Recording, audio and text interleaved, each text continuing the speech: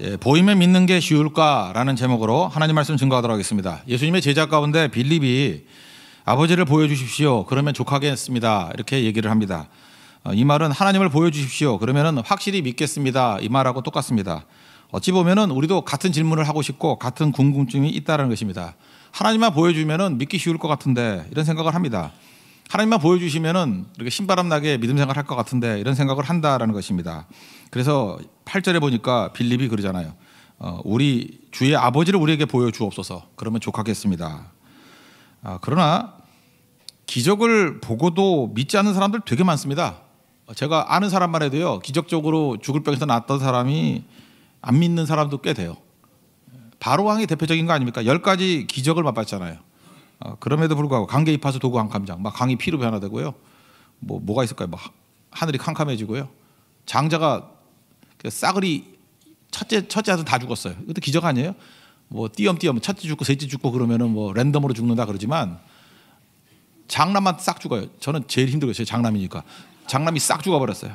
그렇다고 이거 기적 중에 기적 아닙니까? 그래도 말 안 듣잖아요. 그걸 통해서 할 수 있는 게 뭐냐면 기적을 본다고 다 믿는 건 아니라는 거죠. 안 믿기로 작정하면은 코앞에 들이대도 안 믿는다는 것입니다. 그래서 믿음의 문제가 뭐냐? 이게 중요한 질문인데 보고 안 보고의 문제가 아니라는 것입니다. 여러분 지금부터 보고 안 보고의 인생을 걸면은 믿음 파탄납니다. 인격적인 만남의 문제예요. 어떤 상황이 되든지 간에 인격적으로 하나님을 만나는 게 중요하다는 것입니다. 여러분 부부가 왜 맨날 싸웁니까? 안 보여서 싸웁니까? 이번에 선교를 같이 갔더니 부부가 떨어져 있으니까 너무 금슬이 좋아졌다 그러더라고요. 그죠? 이게 안 보여서 싸우는 거 아닙니다. 오히려 안 보이면 덜 싸웁니다. 눈앞에 있는데 무관심하다. 이게 문제죠. 기껏 이야기했는데 못 들은 척한다. 그러니까 뭐예요? 보인다고 해서 이렇게 믿음이 생기는 거 아니에요. 오히려 보이지 않더라도 옛날 같으면 편지 써가지고 절절하게 대화 나누는 게 있지 않습니까? 지금 미국사 계시는 우리 고모님이 계시는데 이게 유학을 갔기 때문에 제 기억에 최소 3년이고 많으면 5년 정도 됐던 것 같아요. 부부가 떨어져 살았어요. 지금까지 이렇게 쉽게 올 수 있는 상황도 못 되고 그러니까 진짜 생이별한 거죠. 그때 그 3년 동안 절절히 이렇게 편지를 쓴 거를 저한테 보여주기도 하고 막 그러더라고요. 근데 얼마나 깊은 교제와 사랑이 있게 되는지 본다고 믿는 게 아니라는 거예요. 사도 바울도 지금 우리에게 편지 준 거 아닙니까? 편지가 신약 성경 된 거 아니에요.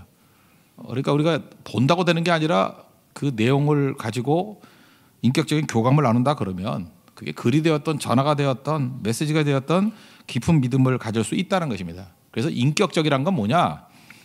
진실이라는 거예요. 진실의 교제, 진짜의 교제, 더 깊어진 교제, 또 다른 말로 속의 교제죠. 그게 있다 그러면은 얼마든지 믿음이 생길 수 있다는 것입니다. 오히려 얼굴 쳐다보고 아무런 일도 안 벌어진다 그러면 오히려 더 깨질 수도 있다라는 것입니다. 그래서 하나님과의 인격적인 교제를 나눌 수 있는 최고가 예배라 그러잖아요. 예배. 그죠? 예배를 통해서 하나님과 인격적인 교제를 나눈다. 근데 하나님은 문제가 뭐냐면 영이시거든요. 우린 육이고. 육을 갖고 있는 사람이 영을 가진 하나님과 교제할 수 없잖아요. 그래서 하나님께서 우리에게 영을 주셨잖아요. 영적인 존재라고 인간이. 그래서 여러분 가끔마다 이렇게 말도 안 되는 일을 하는데 지금 뭐 별 상태가 아니니까 좀 들어주세요. 가끔마다 이렇게 개를 데리고 나와서 자꾸 기도해달라 그러는데 그잖아요. 기도를 할 수 있죠. 이 짐승이 그냥 건강하게 해주세요. 뭐 그럴 수 있어요. 그죠? 이 주인을 위해서. 근데 개가 죽고 난 다음에 그거를 장례식 기도를 해달라 그러면은 참 난처한 거거든요. 개는 죽으면 끝나는 거라고 봐야죠. 그죠? 그 영이 없는 존재이기 때문에. 그래서 개 데리고 나와가지고 같이 예배 드린다. 이거는 곤란하다는 것입니다. 그러니까 하나님께 예배할 수 있는 존재는 영적인 존재예요. 인간이 영적인 존재잖아요. 그래서 영적인 존재만 예배할 수 있다는 것입니다. 그래서 요한복음 4장 24절에서 하나님은 영이시니 하나님의 존재를 영으로 말씀하잖아요. 우리는 육도 갖고 있지만 영적인 존재라고요. 예배하는 자가 우리는 예배할 수 있다는 거예요. 영이기 때문에 예배할 수 있다는 거예요. 그죠? 영과 진리로 예배할지니라. 영과 진리 그럴 때 여기에 눈에 보이는 게 뭐가 있어요? 영이 눈에 안 보이잖아요. 진리가 뭐 눈에 보여요? 영과 진리로 예배할지니라. 그러니까 하나님 만나는 이 미팅 포인트가 영과 진리에서 만나는 것이다. 이걸 지금 말하고 있다는 것입니다. 하나님께서는 크신 하나님입니다. 크신 하나님이고 무한대의 하나님이잖아요. 하나님, 우리가 하나님을 알 수 있다는 건 내 머릿속으로 안다는 거니까 아는 게 아니에요. 그 인간이 만들어낸 하나님은 가짜죠. 하나님은 우리가 인식할 수 없을 정도로 크신 분이라고요. 근데 하나님께서 우리에게 알려주신다 그러면 어떻게 해야 되죠? 우리가 안다와 이해한다 이걸 깨닫기 위해서는 우리가 뭘 알라 그러면 두 가지 조건이 필요한 것 같아요. 첫째는 경험, 둘째는 노출이에요. 저는 누구를 한다 그럴 때 경험이 있어야 되고 노출이 있어야 된다고 생각을 합니다. 첫째 노출이죠. 아니 경험이죠. 우리 한 번 만났어요. 어떤 사람이 저하고 딱 한 번 딱 만났어요. 그러면서 어디 가면서 그래요. 딱 그 사람 잘한다고. 그러면 저를 잘한다고 하면서 이런 얘기 저런 얘기 자꾸 하고 다니면 제가 속으로 뭐라 그러겠어요. 그냥 뭐 대놓고 말은 안 하겠지만 자기가 나를 얼마나 한다고 저렇게 떠들고 다니나 그러지 않겠어요? 그러니까 경험이죠. 경험을 많이 하기 위해서는 알기 위해서는 경험을 해야 되잖아요. 일단 가까이 있어야 되겠죠. 가까이 있지도 않았어요. 그냥 멀리 지나가다가 한 번 얘기하는 것 같고 안 되죠. 가까이 있어야 되고 또 하나는 시간이 필요해요. 횟수 여러 번. 그래야 경험이 되는 거죠. 그래야 안다고 얘기할 수 있는 거 아니겠습니까? 또 하나는 노출이에요. 아무리 저를 만난다 할지라도 제가 보여주지 않으면 모르죠. 제가 말해주지 않으면 모르죠. 이번에도 베트남 선교사님 가운데 이태종 선교사님이라고 계셨는데 그분이 지난번에 저한테 이렇게 말씀해 주셨어요. 자기는 로스앤젤레스에서 오랫동안 사역을 했고 그 다음에 알래스카에서도 사역을 하다가 여기 왔다고 저한테 얘기해 주셨거든요. 그래서 제가 이번에 만나서 대화를 나누는 가운데 알래스카에 있을 때 어떠셨어요? 그랬더니 이분이 깜짝 놀라면서 역시 기도를 많이 하는 목사님이라 아시는군요. 제가 알래스카에서 사역한 지 어떻게 알았어요? 그러더라고요. 그래서 무슨 놈의 기도야. 본인이 말해줬으니까 알지 내가 어떻게 알아요. 그죠? 근데 본인은 자기가 말한 걸 싹 잊어버리는 은사를 갖고 계셨어요. 그죠? 내가 어떻게 알겠어요? 그거 당연히 말해줬으니까 알지. 그러니까 그 얘기가 똑같은 거예요. 내가 그분을 어떻게 알죠?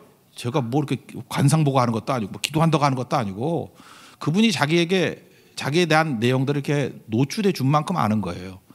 거기서 내가 뒷조사한 것도 아니고 어떻게 알겠어요, 그죠? 그러니까 노출해야지 알겠죠. 그러니까 하나님을 아는 것도 마찬가지라는 것입니다. 하나님께서 우리에게 노출해 준 만큼 아는 거예요. 이 노출해 줬다 이걸 신학적 용어를 뭐라 하냐면 계시라 그래요. 요한 계시록 그러잖아요. 계시는 그 동사 리빌에서 나온 거예요. 리빌 드러내다, 레벨레이션 그러면 드러냄. 그걸 한자로 계시 그래요. 그러니까 하나님께서는 영이시기 때문에 우리는 몰라요 누군지. 근데 하나님께서 우리에게 보여주려고 이렇게 노출해 주신 만큼만 안다고요. 그러니까 하나님이 자기 자신이 영인데 하나님께서 자기 자신을 어느 정도로 노출해 주셨느냐 하면은 말씀을 통해서 노출해 주셨어요. 그래서 창세기부터 요한계시록까지 하나님은 이런 분이다라고 본인을 노출해 주셨고, 그 다음에 눈에 보이는 분으로는 아들이신 예수님을 보내셔서 노출해 주셨어요. 이게 내가 하나님이다라고. 그러니까 우리가 하나님을 알 수 있는 길은 뭐예요? 우리가 보통 인식론이라 그러는데 영미 쪽에서는 경험을 통해서 안다 그러고, 그 다음에 대륙 쪽에서는 이성을 통해서 안다 그러고, 근데 이게 둘 다 아니에요. 기독교에서는 계시를 통해서 안다. 이게 무슨 뜻이에요? 하나님이 보여주시는 만큼 안다는 거예요. 노출한 만큼 안다는 거예요. 그래서 하나님을 알기 위해서는 예수 그리스도를 통해서 아는 거고, 하나님을 알라 그러면은 성경을 통해서 아는 거예요. 이거 말고 뭐 혼자 뭘 체험했다 뭐 했다 이건 다 근거가 없는 거라고요. 하나님은 노출된 만큼을 통해서만 알 수 있다는 것입니다. 그러니까 노출되면 다 아나요? 그 다음 필요한 게 뭐예요? 그걸 반복적으로 경험하는 거죠. 노출된 거라 그러면 무조건 경험해야 돼요. 어떤 경험이요? 인격적인 교제를 나눠야 돼요. 예배를 통해서 하나님 노출해 주시잖아요. 그럼 하나님을 경험하고, 선교를 통해서 노출해 주시잖아요.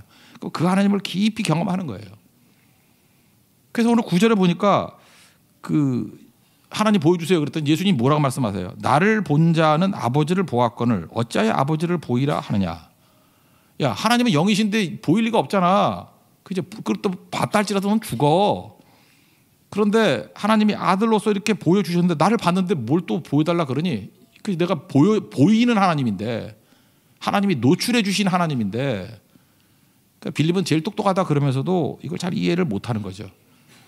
그러면서 하나님께서 우리가 육적인 존재이기 때문에 영을 잘 못 보니까 볼 수 있는 방법을 또 하나 말씀해 주시는데 11절을 보니까 행하는 그 일로 말미암아 나를 믿으라. 그렇게 믿음이 안 생기니? 그러면 행하는 그 일로 나를 믿으라. 이거는 이런 것과 똑같아요. 눈에 보이는 것을 통해서 눈에 보이지 않는 것을 이렇게 추정하게 만드시는 방법이 있다라는 거예요. 이게 뭘까 생각해보니까 비행장에서 제가 하나 깨닫게 되더라고요. 이게 비행장에 보면은 바람이 어떻게 부는지를 보여주려고 풍향계라 그러죠. 그러니까 막대기 하나 세워놓고 천통을 하나 세워놔요. 바람이 서풍이 불면 서풍이 보이고, 동풍이 불면 동풍으로 보이고, 그러니까 세기도 보이죠. 바람이 거의 안 불면 축 늘어져 있을 거고 바람이 세게 불면 막 팍팍팍 될 거 아니에요. 그러니까 적어도 조종사는 그런 거 볼 거 아니에요. 아직 바람이 어느 쪽으로 분다. 그럼 날개 조절 좀 해야 될 거고. 물론 뭐 다 기계가 다 하겠지만 그래도 제한적으로 육안으로 볼 수 있는 것들이 있다 그러면은 또 그렇게 해야 되지 않겠습니까? 그죠? 그래서 풍향계. 풍향계가 우리가 보는 게 뭐예요? 너희가 바람이 부는 거를 그렇게 못 믿겠느냐? 그럼 눈에 보이는 풍향계를 봐라. 그거죠. 바람이 보여요, 안 보여요? 안 보이지만 분명히 존재하는 거 아닙니까? 힘도 있고. 근데 네가 능력이 안 돼가지고 바람을 못 느끼느냐? 그렇다 그러면 바람이 분다는 걸 보여주는 저 풍향계를 보고라도 바람의 존재를 믿어라. 하나님이 영이신데 영이신 하나님을 잘 못 믿게 된다 그러면 그 영이 하시는 일들이 있지 않느냐? 풍향계 같이 눈에 보이지 않느냐? 그 일을 통해서 아, 저건 저절로 된 게 아니고 하나님이 계셔서 영적인 하나님이 계셔서 이 일을 이루시는 거구나 라는 것을 보고 믿으라는 거예요. 지금 믿고 안 믿고의 문제가 아니라 그 믿는 하나님을 우리에게 노출해 주시면 잠깐 교제를 나눠야 된다는 것입니다. 그게 알아가는 거예요. 그래서 인격적인 교제가 필요하다. 그러지 않으면 보이고 안 보고의 문제는 둘째 문제라는 거예요. 여러분 거기서 마찬가지예요. 기적을 많이 맛봤어요. 뭐 우리가 보통 말하는 응답도 많이 받았어요. 그러면서 하나님과 교제는 하나도 없어요. 그냥 그걸 먹튀라 그러나요? 먹고 땡이야. 먹고 땡. 교제는 하나도 없어. 맨날 뭐 문제만 있을 때만 달라 그러다 끝나버린다고요. 인격적인 교제가 하나도 없죠. 그거는 믿는 게 아니라 꽝이라는 거예요. 그건. 그런데 사실 뭐 응답이 있고 없고 그렇게 뭘 중요한 거겠어요. 그죠? 보이고 안 보이가 뭘 중요하겠어요. 끝까지 하나님과 교제하면서 예배를 통해서 성결을 통해서 우리 삶을 통해서 하나님과 이 내면의 교제, 그죠? 이 영적인 교제, 인격적인 교제를 나누면 그게 진짜 아니겠냐? 하나님 본 거 아니겠냐? 예수님께서 그거를 강조하고 있다는 것입니다. 그래서 눈에 보이는 것은 시간이 지나면요 한계가 있어요. 눈에 보이는 건 사실 별 가치가 없어요. 우리 남녀지간도 그런 거 아닙니까? 처녀총각들은 뭐 키 크고 잘생기고 뭐 예쁘고 날씬하고 이런 거 중요하지만 뭐 결혼 몇 년 지나 한 5년만 지나면 그게 뭐 관계 있나요? 그게 관계 있어요? 뭐 그거 아니도 우리 어머니가 예뻐서 좋나요? 우리 아버지가 멋있어서 좋나요? 그 관계 없죠. 그 껍데기는 사실 외모는 시작할 때 정도 보이는 거지. 그 다음에는 내면 아니에요. 내면 인격적인 교제를 나누는 거 아니에요? 지금 한 10년쯤 사귀고 나니까 예뻐서 좋다는 친구가 있어요. 인격적으로 교제를 나누고 서로 간에 이렇게 교감할 수 있으니까 좋은 친구다 그러는 거죠. 우리 이 시대는요 인격적인 교제를 하는 법을 다 잊어버렸어요. 그래서 지금 이렇게 가치 없는 인생을 산다는 것입니다. 그래서 사실은 눈에 보이는 것은 우리에게 방해가 될 뿐입니다. 그 사무엘상 16장 7절 그 다윗 왕 그 기름 부을 때 그 사무엘도 속았죠. 이렇게 외모로 볼 때 떡대 좋으네 이렇게 부어주려고. 그랬더니 하나님께서 뭐라 그래요? 야 사람은 외모를 보거니와 나 여호와는 중심을 보신다. 이 중심이 뭐예요? 하나님이 중심을 보신다. 배꼽을 본다는 거예요? 그거 아니죠. 하나님 중심을 본다는 게 뭐예요? 영을 본다는 거예요. 인격을 본다는 거예요. 내면을 본다는 거예요. 그게 중심을 본다 그런 뜻이고 다윗이 범죄하고 난 다음에 회개할 때 시편 51편에 보면 주께서는 중심이 진실함을 원하십니다. 이렇게 얘기하잖아요. 중심. 그러니까 다 깨우친 사람들은 얘기는 뭐냐면 영적인 교제라는 거 하나님 영적인 교제. 영이 깨지면 안 된다. 그거를 강조하고 있는 거죠. 그래서 고린도후서 5장 7절을 보니까 우리는 믿음으로 행하고 그러니까 이 보는 것과 반대를 믿음으로 얘기했어요. 우리는 믿음으로 행하고 we live by faith. 그죠? 우리는 믿음으로 행하고 not by sight. 보이는 것으로 행하지 아니함이로다. 보이는 거 가지고는 교제를 나눌 수 없잖아. 그런 뜻이죠. 보이지 않는 내면을 가지고 하나님과의 인격적인 교제를 나누는 거야. 그걸 믿음이라 그래. 이렇게 얘기한다는 것입니다. 그러므로 여러분들 신앙이라는 건 이거예요. 눈에 보이든 보이지 않든 어떤 단서가 딱 있지 않습니까? 하나님이 이렇게 보여주신 걸 가지고 치열하게 경험하는 거예요. 치열하게 경험하는 거. 하나님과 교제를 나누기 위해서.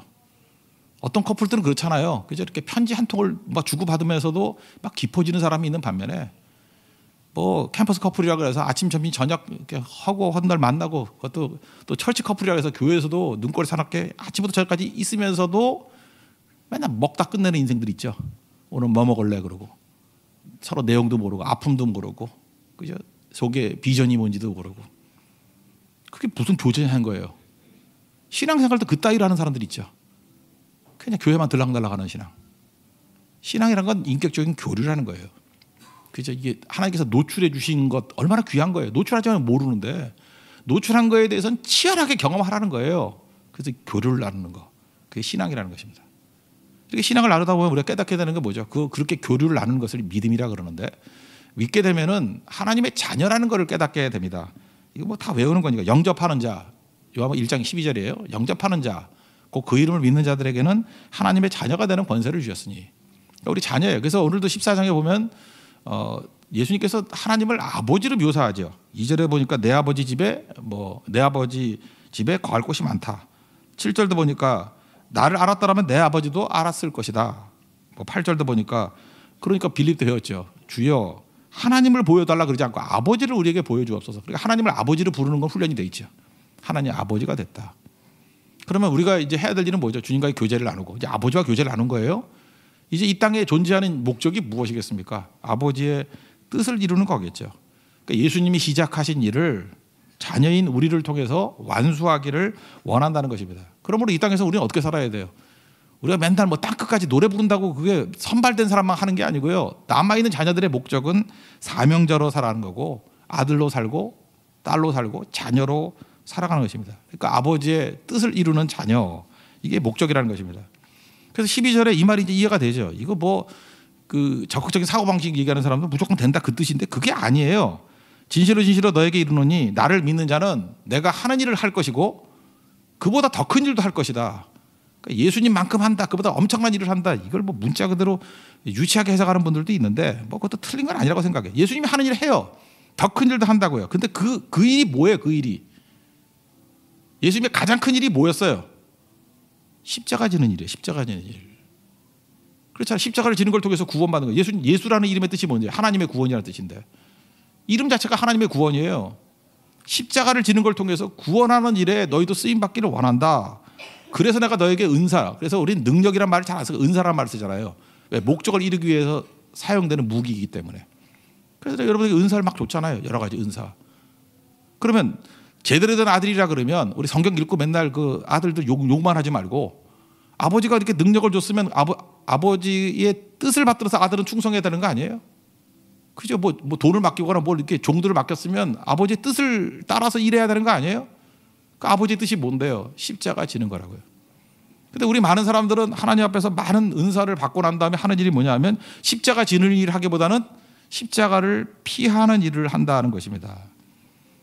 그래서 지금도 보면은 기도라고 하는 것들을 보면은 전부 다 십자가 피하게 해달라는 거예요. 십자가 피하게 해달라. 그러니까 하나님이 헷갈리는 거죠. 이걸 들어줘야 되나 말아야 되나. 십자가 피하겠다고 하는 거를 들어주면 하나님이 아니죠. 목적이 십자가 지는 건데 왜 능력을 줬어요? 십자가 지라고 능력 준 거 아니에요. 그죠? 그래서 우리 믿음 생활 할 때도 보면 가끔 예배 떠나는 분들이 있어요. 그런 분들 보면 이게 믿는 게 아니었어요. 내 뜻을 믿은 거예요. 내 뜻, 내 소망. 그죠? 그래서 그냥 내 뜻이 안 이루어진다는 거예요. 한풀이 하는 거예요. 한풀이. 원풀이. 원하는 대로 안 된다. 원풀이. 한풀이 하는 거예요. 그러니까 잠깐 믿음이 시들시들해지죠. 뭐 교회를 갔더니 변변치 못하고 해결되는 일 하나도 없고 뭐 맨날 되는 일이 없고 그 왜 그래? 내 뜻을 이루려고 하니까. 내 뜻을 이루려고 하면 무슨 이게 기독교예요? 그게 우상이지? 내가 자아를 실현해버리면 망할 건데 내가 죄인이 아니에요. 헛된 것만 구하는 자 아니에요. 내 뜻대로 다 되면은요 확실하게 망해요. 빨리 망해요. 그러니까 아버지의 뜻대로 가야 되는데 그거를 모르는 거죠. 이게 아버지의 뜻대로 구하는 건지를 아는 증거가 13절에 나오거든요. 너희가 내 이름으로 무엇이든지 구하든지 내가 행하리니. 그러니까 뭐 기도하면 들어준다 그렇게 보이죠. 이는 아버지로 하여금 아들로 말미암아 영광을 받으시게 하려 함이라. 기도 응답의 목적이 영광이래요. 그러면 우리가 내 뜻대로 멋대로 살면 하나님이 영광 받으시나요? 말도 몰라야지 한국말? 내가 기도하면 들어주신대요. 그런데 그게 목적이 뭐냐 하면 아들로 말미암아 영광을 받으시게 한대요. 하나님의 영광이 뭔데요? 성경에 나오는 영광 잘 모르면 다 십자가라 그러면 다 답이에요. 십자가의 영광이거든요. 십자가의 영광. 그보다 더 큰 영광이 없어요. 근데 십자가의 영광. 십자가는 아까도 얘기했죠. 두 가지. 우리 죄를 사해서 구원할 수 있는 능력. 이거 영광이죠. 또 하나는 마귀를 멸할 수 있는 능력. 세상에 이거보다 중요한 게 있어요. 이게 제일 강력한 거지. 그 영광을 받으시기 위한 거다. 근데 능력을 줬더니 십자가를 피하게 해달라. 베드로도 그랬잖아. 예수님 십자가 진다. 마태복음 16장에서 뭐 그럴 수 없다고 십자가 지지 말라고. 예수님 뭐라 그래? 사탄아 내 뒤로 몰라. 예수님이 그렇게 막 신경질적인 반응을 보였는데 너는 하나님의 일을 생각하지 않고 네가 아들이냐 그 얘기죠. 사람의 일만 생각하는도다. 그 정도 나가면 말도 못 모르겠어요? 모르겠어요? 그러면 내 뜻대로 막 멋대로 하는데 베드로 얘기 듣고 나 십자가 안 질래 그러면 하나님 영광 받으셨어 그러겠냐고요. 머리가 있으면 생각을 해봐요. 머리가 있으면 그게 논리적으로 맞냐고요. 아버지의 영광을 받기 위해서 그러면 받은 능력 가지고 받은 은사 가지고 십자가 지겠습니다라고 하는 게 맞겠죠. 이 어른이 아닌 애들도 알더라고요. 이번에 그 무인에 있는 어떤 학교 갔더니 우리 교회 주영이라고 있습니다. 이주영이라고. 이주영이 제가 이렇게 앉아서 이제 설교 성경을 좀 묵상하고 있는데 와가지고 그때 목사님 그래서 깜짝 놀랐어요. 네가 웬일이냐 나한테 찾아오고 유치원 애가 왜 날 찾아왔냐? 그랬더니 소원이 있대. 그래서 난 돈 달라는 줄 알았어요. 그래서 왜 그러냐? 너네 부모 의사인데 뭐 돈도 많을 것 같은데 왜 그러냐? 그래 물어봤어요. 물었더니 예수님을 만나고 싶어요. 그러더라고요. 예수님을 만나고 싶어요. 하다가 제주가 있는데 어떻게 금방 만나주게 할지. 그래서 그 왜 그래? 그랬더니 예수님 만나야 축복을 받는데요. 그래서 내가 물어봤죠. 축복이 뭐냐? 그랬더니 거친 주의 십자가를 붙드는 게 축복이래. 그래서 예수님 만나서 거친 주의 십자가를 지겠다 그러겠대요. 그러면서 엄마한테 가가지고 저녁에 이렇게 그림을 그렸는가 봐요. 그래서 저한테 엄마가 보내줬더라고. 거친 주의 십자가 안에 모든 축복이 들어있어요. 그거 써달라고. 이렇게 깊이 있게 깨달은 애가 7살이거든요. 나이는 헛먹었죠 여러분들 지금. 완전 예수님 아는 거예요. 제가 이따 우리 교회 카톡에다 그거 한번 올려줄게요. 그거 걔가 써놓은 거. 그 진짜 제대로 된 깨달음이죠. 깨달음. 그러니까 믿음이란 게 뭐예요? 다 정리야. 믿음은 내 근거에서 하나님의 근거가 바뀌는 거예요. 근거가 그게 믿음이고. 그러니까 내 뜻에서 하나님의 뜻으로 바뀌는 거예요. 그게 믿음 가졌다는 뜻이라고요. 그 믿음이 있으니까 하나님의 뜻을 알았죠. 믿음 때문에. 아버지 뜻을 알았잖아요. 그럼 우리 뭐 하겠어요? 내가 능력이 없으니까 기도하겠죠. 그러니까 우리가 그의 뜻대로 구하면 들으심이라 요한일서에 나오잖아요. 그러니까 그 뜻대로 구한다는 게 그거예요. 아버지의 뜻이 알았으니까 그걸 구하는 거예요. 그게 이루어지이다. 나 아들이니까. 아버지 뜻 알았어요? 이제 그게 이루어지길 원합니다. 나 능력이 없거든요. 능력 주세요. 그게 기도라고요. 그럼 기도하면 그 다음 뭘 하겠어요? 행함이 있죠. 행동. 기도한 대로 행동할 거 아니에요. 그래서 기도가 없는 사람은 행동이 없고요.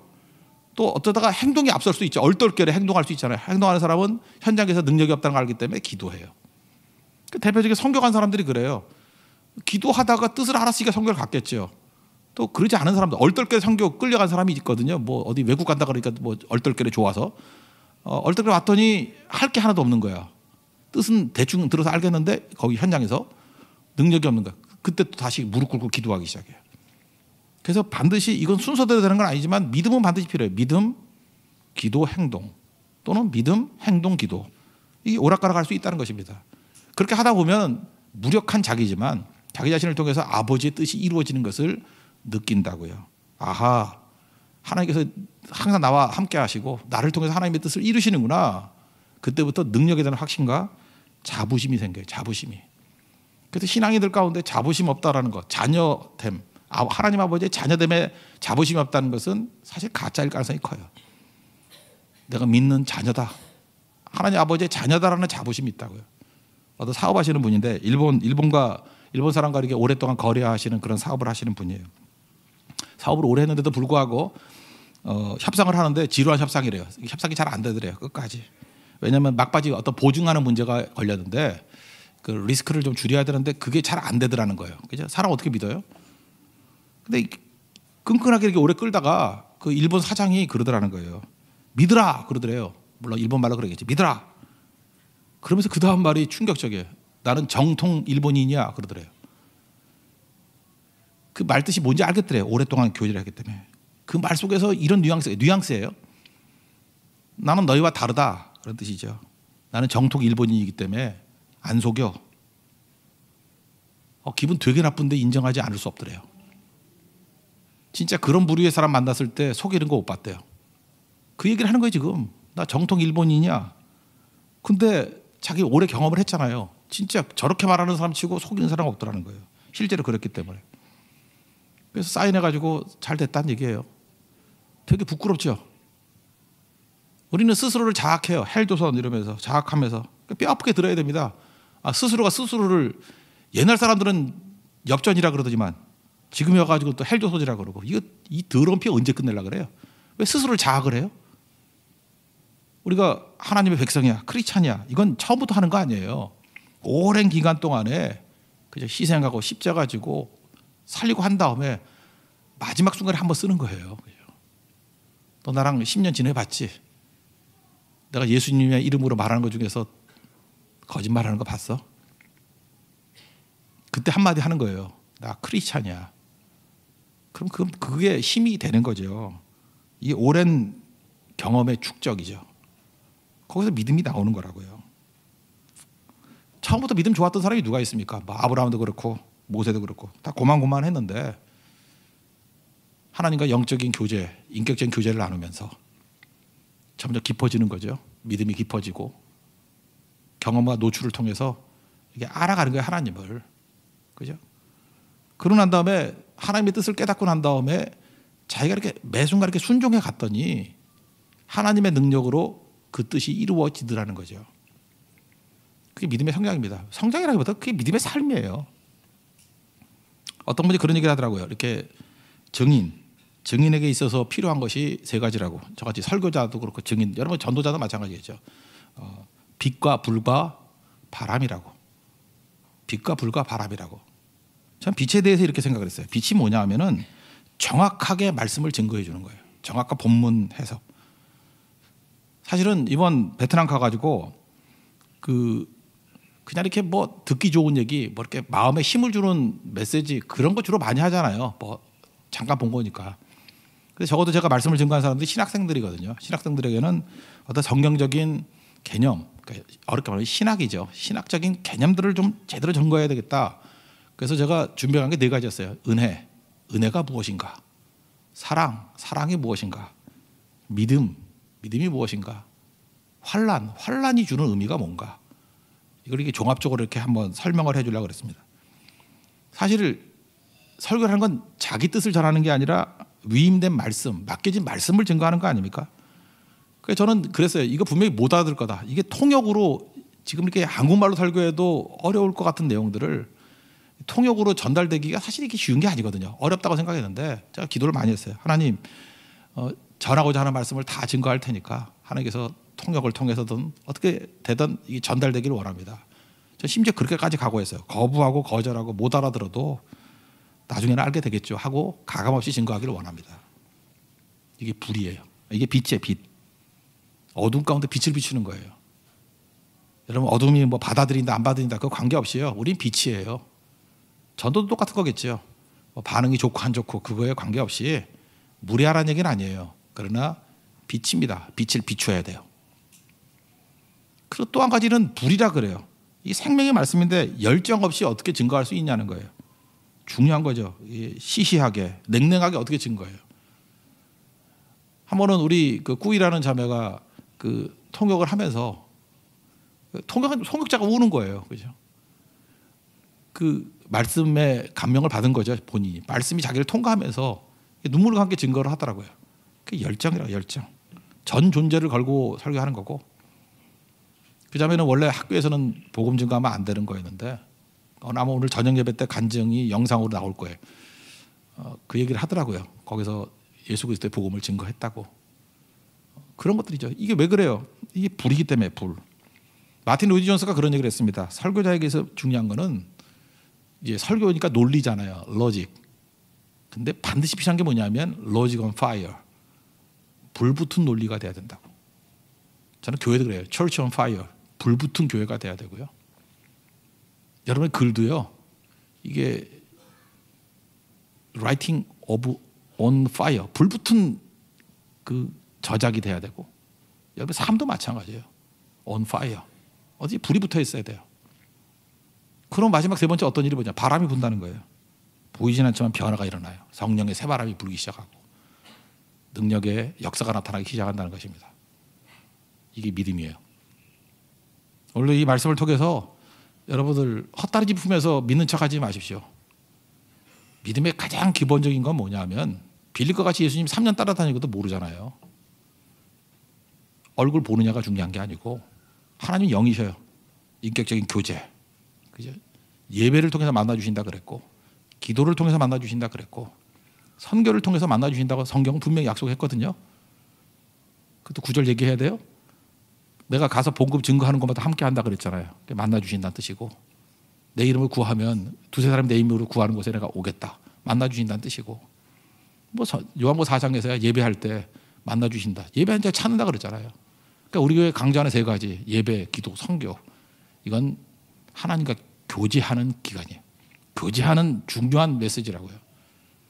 교제를 통해서 자녀됨을 회복하고 사명 이룰 수 있는 그래서 빛을 비추고 뜨거운 불이 붙고 바람을 일으킬 수 있는 하나님의 자녀로서 역할을 잘 감당하는 우리 믿음의 신실한 종 되기를 축원합니다. 예. 모두 자리에서 일어나겠습니다.